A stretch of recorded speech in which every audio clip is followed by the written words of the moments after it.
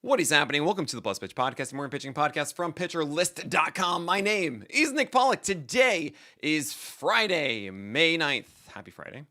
And yes, we are going to talk about baseball. We got to talk about Dean Kremer, otherwise known as Dean Wolf, because he's a werewolf. He shows up once a month and is great. And yeah, that is what he did yesterday. 7 innings of 200 runs, 3 hits, 2 walks, and 8 strikeouts. He had a co-share with the King Cole, which we don't actually normally see. King Cole is a rate stat for CSW, the highest CSW rate. And 2 pitchers had exactly a 38% CSW across 86 pitches. Pretty fun to see that.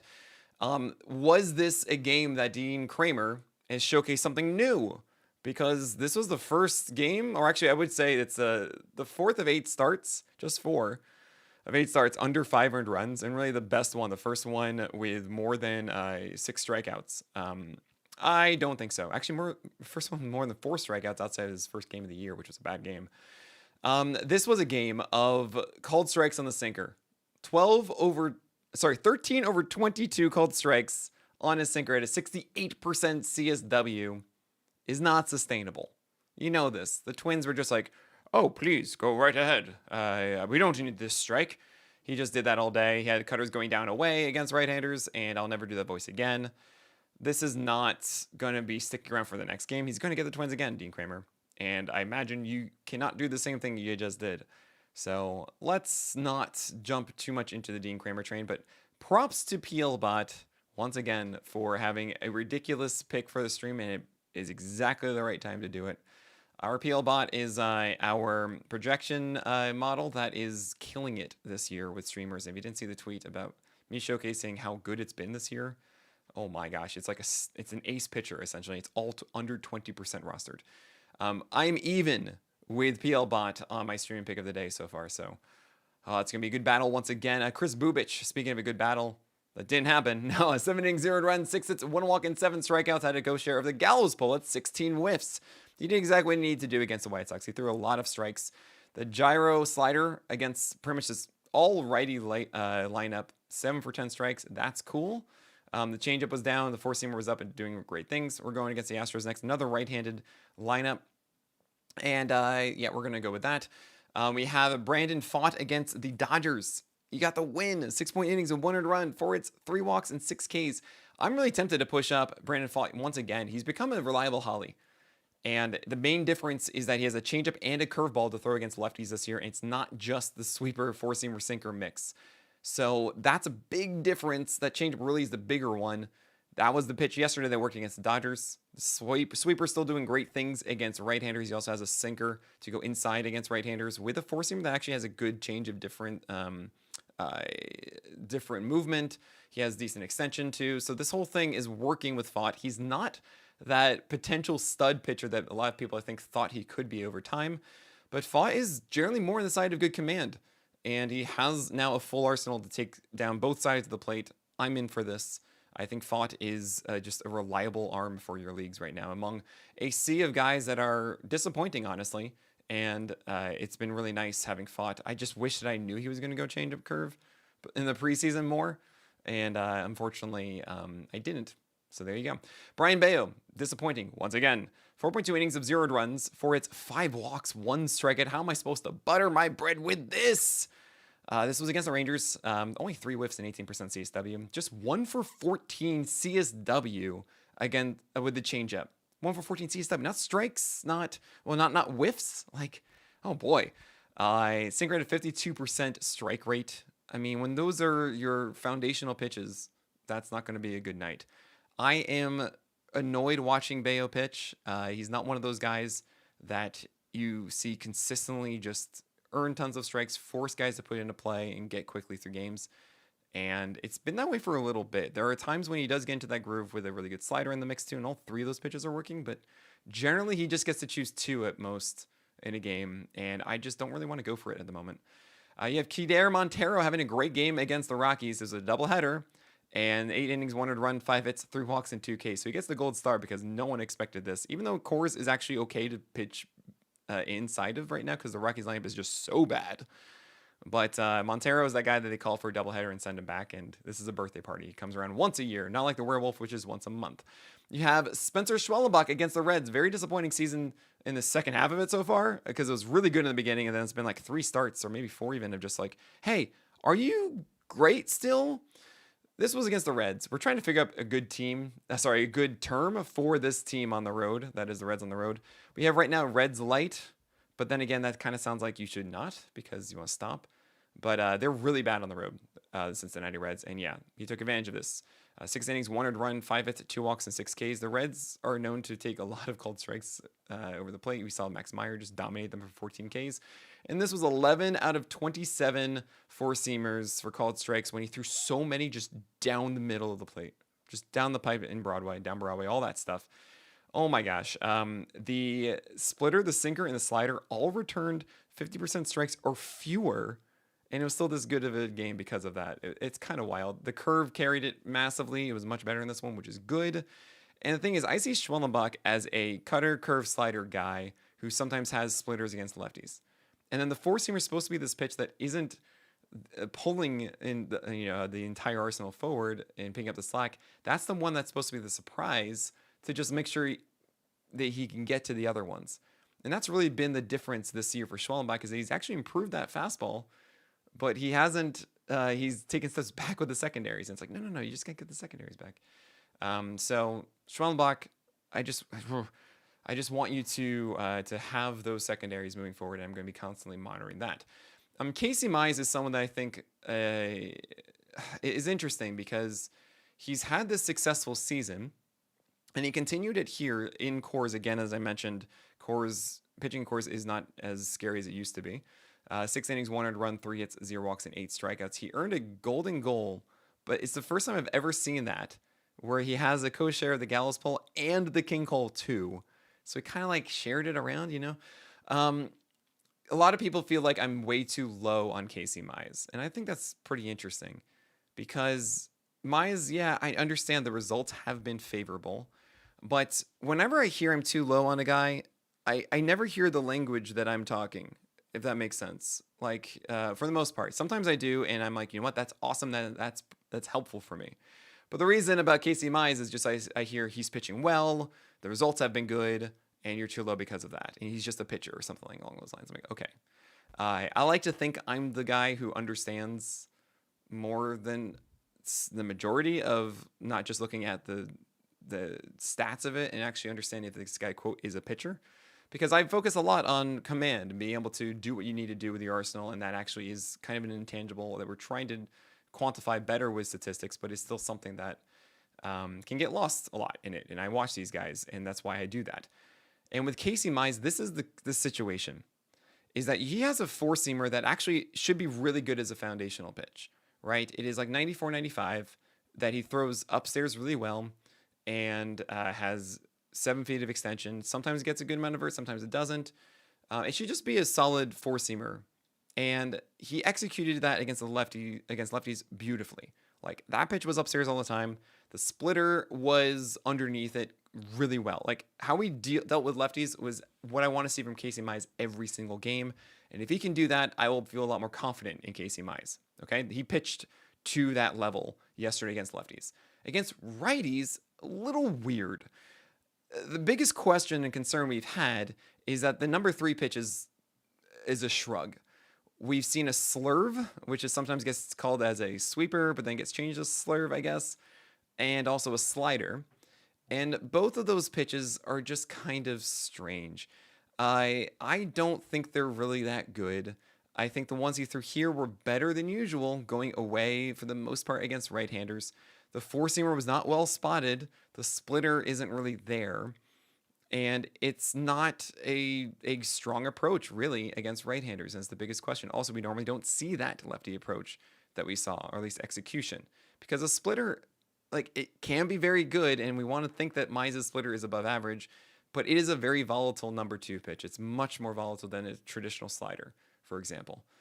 So even a traditional changeup. This is really the root of why I'm not as high as others on Casey Mize. If you want to say he's a top 50 pitcher for the rest of the season, you do you. I get that. I'm going to go favor the guys that have more proven stuff to earn strikeouts and have the clearer path to becoming something that is a consistent 6 inning, 25% strikeout arm. I don't think that Casey Mize is that guy. I do recognize that in your leagues, you're not dropping him at the moment. So totally understand it either way. And do not rate this one too highly because it is the cores. It is like the Rockies offense that is just so bad right now. I mean, Keter Montero just won 8 innings of 1 earned run. Okay, we have more to talk about, including a pitcher or two who had 1 earned run, but is it okay as well? We're going to talk about them and many more after this break. Ryan Pepiot against the Phillies, 6 innings, 1 earned run, 2 hits, 2 walks, and 3 strikeouts. Yeah, good and bad. The good side is that this was against the Phillies, and you survived, and I really think you would. The bad is it was a 22% CSW with 7 whiffs, and he did not look good. There were some fastballs that were great. None of his pitches, none of them, held a 60% strike rate. He had only 2 walks. And that's because really what happened is that he was messing around in at-bats, and finally he would throw a fastball, and the Phillies would be aggressive on it, and then it would be an out. That's pretty much what happened a lot here. The changeup and slider combined for 40 pitches and just 3 whiffs. That is a, 8% swinging strike rate? Oh my gosh. This is your changeup and slider. They're supposed to be both above 20%. This was, the fastball being really bad, then really good, really bad, then really good. It's still a very good shaped fastball. I think his command is generally better on the four seamer, and even when he executed inside the zone, it was good. But it's really frustrating. He's like a cherry bomb. You're not going to drop him. He's turning into a hipster a little bit, heading-inducing pitcher, stifling the entire roster. And I'm saying this even though he gave you production, right? You're not dissatisfied with this one, but it's just, dude, you should be so good. It's really annoying to watch it, and maybe he is just a poor execution, awesome stuff guy, but he doesn't feel as far away as those, hey, just throw it down the middle kind of pitchers. Ryan Pepiot has showcased that really good command more often than it, and I can't remove myself from the fact that, like, at some point I feel he's going to click into that and be way, way better. I don't know. I am going to lower him on the list despite this. And it might not make a lot of sense to people, but I hope what I just said made sense because, guys, it's not about the line. It's about the process. Okay. Bailey Ober against the Orioles, 5 innings, 1 earned run, 8 hits, 1 walk, and 6 strikeouts. You're happy to see the strikeouts. You're happy to see 1 earned run, 5 innings, 8 hits. Because, he didn't pitch well either. He had Koufax help him out here a little bit, even though he was singled out. The timing of everything was very helpful for him. He saw so many heaters at 90 miles per hour down the middle of the plate, and he really can't afford to do that at 90 miles per hour, where it's an extension-based thing. You've got to make sure that works upstairs. The changeup was floated a lot, or missed way out of the zone, not a consistent pitch. And the slider still has a lot of hard contact to righties. He got away with these fastballs, I think. This is not a good start from Ober, but I'm glad he survived. Nick Lodolo, I think, actually pitched really well against Atlanta. 6 innings, 2 earned runs, 5 hits, 0 walks, and 7 Ks. Lots of sinkers to lefties, which is kind of interesting because I think the curveball's better, but he got away with that against Atlanta. But against right-handers, the four-seamer and curve did a great job. Changeup wasn't really present. It was okay. The other things were working. I see why he didn't do it. But the curve missing bats and the four-seamer missing bats is a good sign. Jesus Luzardo didn't actually pitch that well against the Rays, but this is kind of the big difference from previous Luzardo is that when he has an off day like he did with the Giants, it wasn't 5+ earned runs. It was 2 earned runs, 5.1 innings of 6 hits, 2 walks, 4 Ks. Just a lot of his pitches not really having the best command, and so it goes. He gets the Cardinals next. That should be fine. You have Jose Soriano against the Jays. 5 innings, 3 earned runs, 8 hits, 4 walks, and 6 Ks. The slider against the righty showed up and he had 4 over 14 whiffs, but it's not a strike pitch. It's 43% strikes. That's not cool. The sinker is going more inside to righties, but it's not quite there yet. I think the curveball was really good though. I think he did fine against lefties. Like, this is better than the 12 base runners you think, and it's both. It's like, I like it better against righties. The slider missed out of the zone. I take that back about lefties. He really did throw some really bad pitches against them. But it's a better performance that we've seen from Soriano. But yeah, it's not perfection, of course. And it might be something that we struggle with all year. I remember last year there's so many games where he just kind of just nailed that sinker and curveball, and that's what made him someone that we really liked, and we're hoping to see in the next step. But I turned away from him in the preseason saying, like, look, that was what we're hoping to see again, because I don't really think that slider is going to be that big strike pitch again. And it hasn't been so far. Tanner Gordon against the Tigers. You don't know who he is. He was pitching for this one for the Rockies because of the doubleheader. And yay. He throws 92-mile-per-hour four-seamers. That's it. Changeup can work at 6 over 28 whiffs. We don't like Tanner Gordon. It's Coors is undefeated. Chris Bassett against the Angels. 6 innings, 4 earned runs, 8 hits, 1 walk, and 6 strikeouts. 6 strikeouts. We saw a ton of sinkers. 73% usage against right-handers is just what? Man, there were a pair of home runs that really ruined this outing, but this actually was pretty good because that sinker cooked against right-handers. Bassett is best when the curve and cutter are also there. I know he's known as a kitchen sink guy, but really it's sinker, cutter, curve. And then you have the other ones kind of mixed in a little bit. And so you need to see all three pitches really working. For the most part, they were here. It's just those home runs. So I think Bassett's fine. He is what he is. Jack Leiter didn't do well in Fenway. 5.1 innings of 4 runs, 3 hits, 4 walks, and 3 Ks. And what I normally say is that, oh yeah, you need to get more strikes on your pitches. All of his pitches had over a 60% strike rate. The real problem?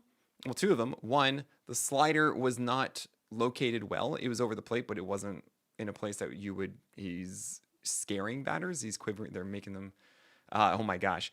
Jack Leiter isn't making batters quiver in their boots, as he didn't throw the slider down and away on it.